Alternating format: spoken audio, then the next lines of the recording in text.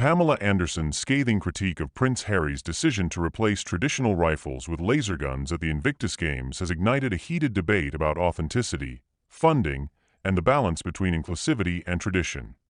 In a recent appearance on Jimmy Kimmel Live, actress and activist Pamela Anderson delivered a sharp critique of Prince Harry's latest initiative for the Invictus Games 2025. Her comments have sparked a heated debate over Harry's approach to organizing and funding the event. Central to the controversy is Harry's decision to replace traditional rifles with laser guns in the upcoming baton event. Organizers have justified this change as a way to enhance safety and inclusivity, with Amy Hkin, Senior Manager of Sport for the Invictus Games Vancouver Whistler 2025, noting that optical rifles are widely used for their safety and accessibility, even at major competitions like the Paralympics. However, not everyone is on board with this decision. Critics argue that using laser guns undermines the authenticity of the baton experience. U.S. Marine veteran Christopher Bride, who lost both legs in Afghanistan, expressed his disappointment, citing technical issues during training, such as snow obstructing the laser equipment and causing malfunctions. Online discussions have labeled the change as moronic woke ideas and ridiculous liberal nonsense, reflecting broader frustrations among those who feel traditional practices are being altered in the name of progress. Prince Harry, who once was an avid hunter, has distanced himself from firearms in recent years, leading to speculation that his personal beliefs, possibly influenced by his wife Meghan Markle, are shaping the direction of the Invictus Games.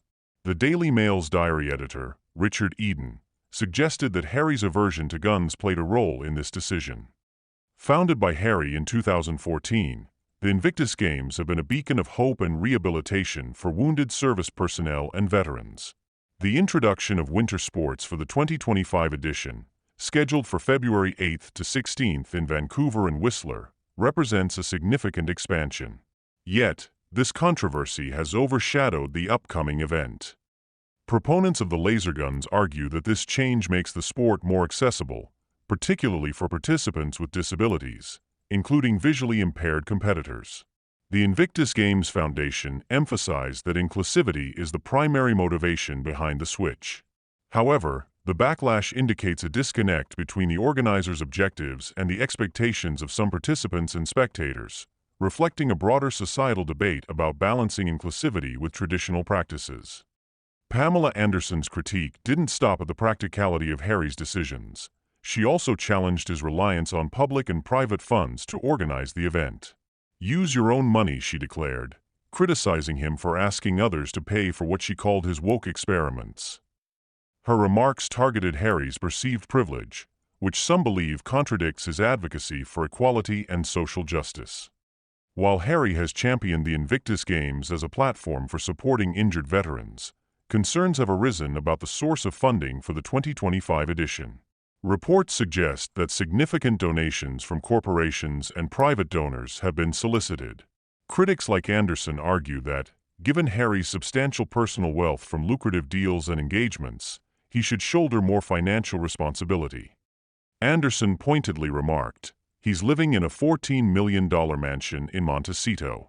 How is it fair to ask taxpayers or corporate sponsors to cover the cost of luxury accommodations for the Games?" Her comments struck a chord, with many viewers expressing agreement on social media.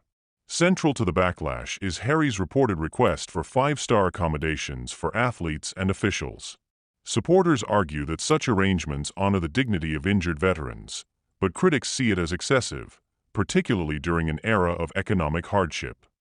"Veterans don't need luxury, they need respect and real support," Anderson stated during her interview. "This isn't about pampering. It's about creating an event that uplifts and honors these incredible individuals, and you don't need chandeliers and champagne for that." Her remarks have ignited a wave of debate online.